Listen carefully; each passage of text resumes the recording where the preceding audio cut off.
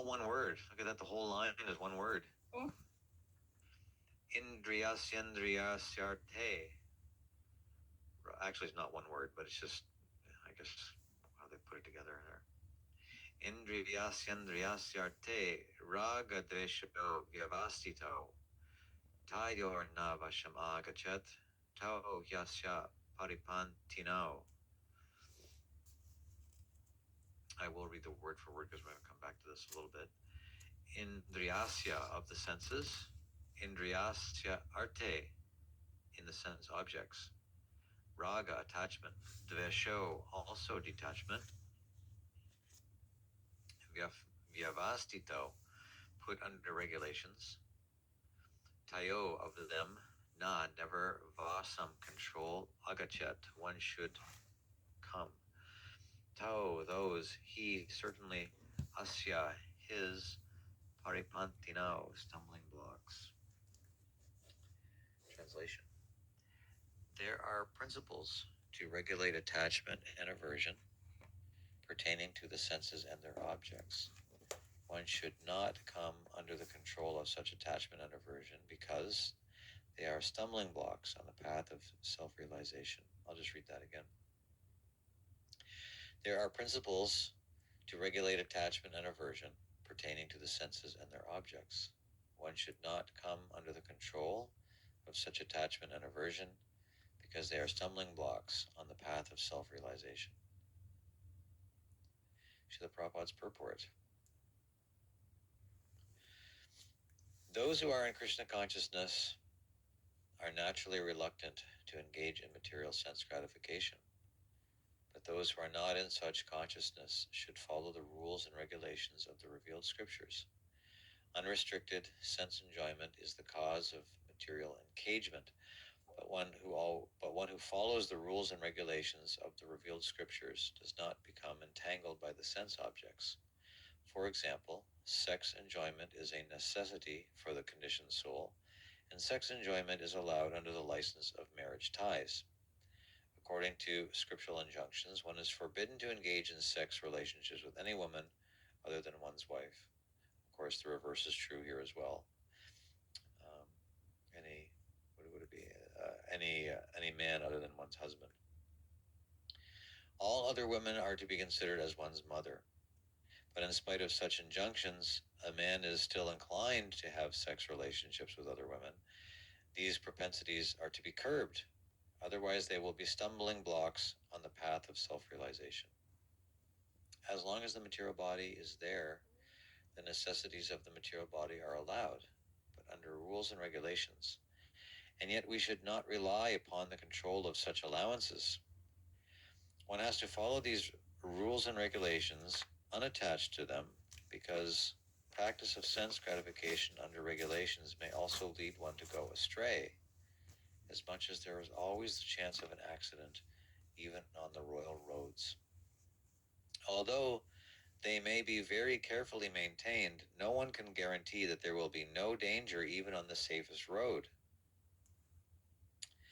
The sense enjoyment spirit has been current a very long time owing to material association.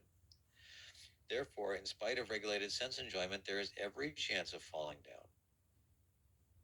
Therefore, any attachment for regulated sense enjoyment must also be avoided by all means.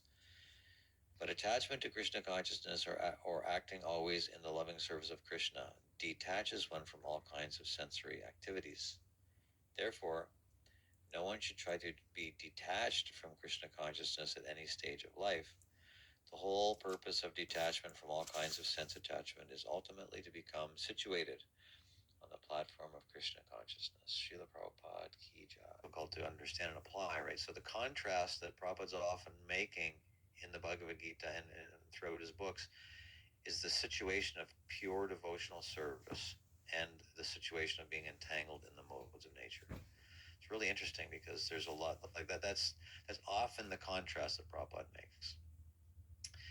And everything in between is the process of bhakti, which is also described in the Shastra and in Prabhupada's books. But in Prabhupada's purports, he often, like as we're hearing about the process of Krishna consciousness, the contrast that Prabhupada often makes is like pure devotion against whatever else there might be, right? Because that was his purpose. These books were meant to be for the next thousands of years, right? And so Prabhupada's setting the standard here.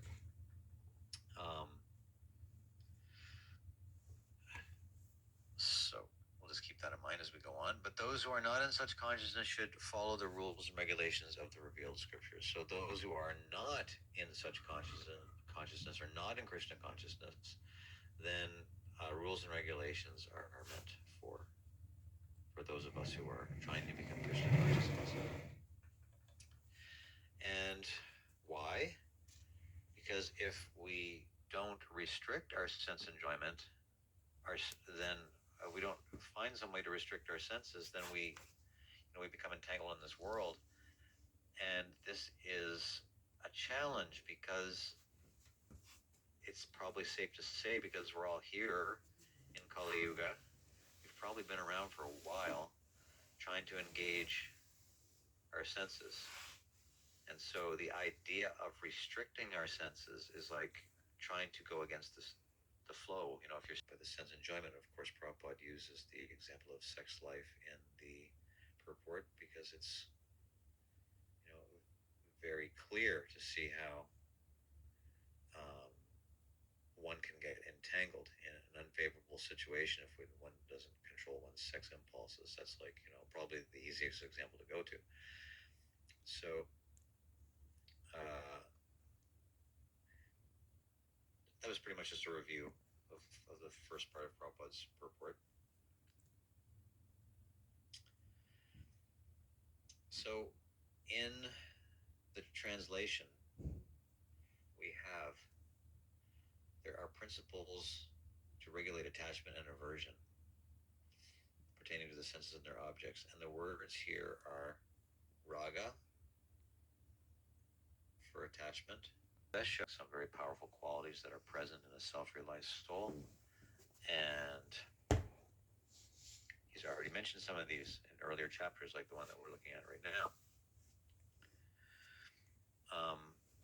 So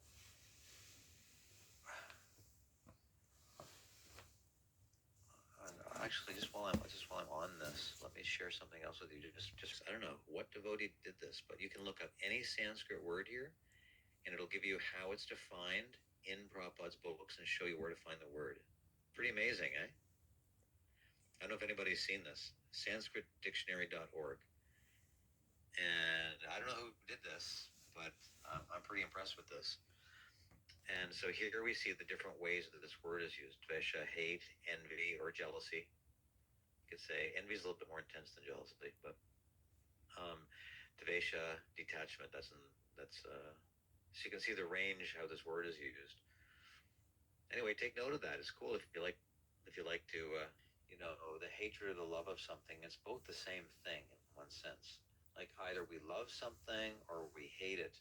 The net result is the same in terms of how we get attached to the material world. If we're attached to hating something, someone, etc., or if we're attached to loving something or desiring something or someone other than Krishna or other than something that's related to Krishna, then it's just, love or hate, it's kind of the same thing. It results in the same thing. So these things are paired like that as kind of like two sides of the same coin. So attachment and aversion, both attachment and aversion are to be given up because they both lead to the same place.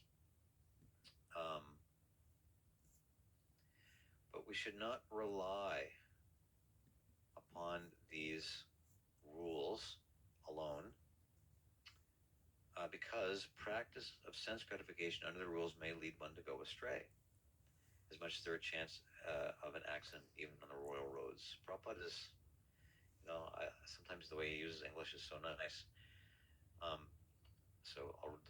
The road can be very carefully maintained.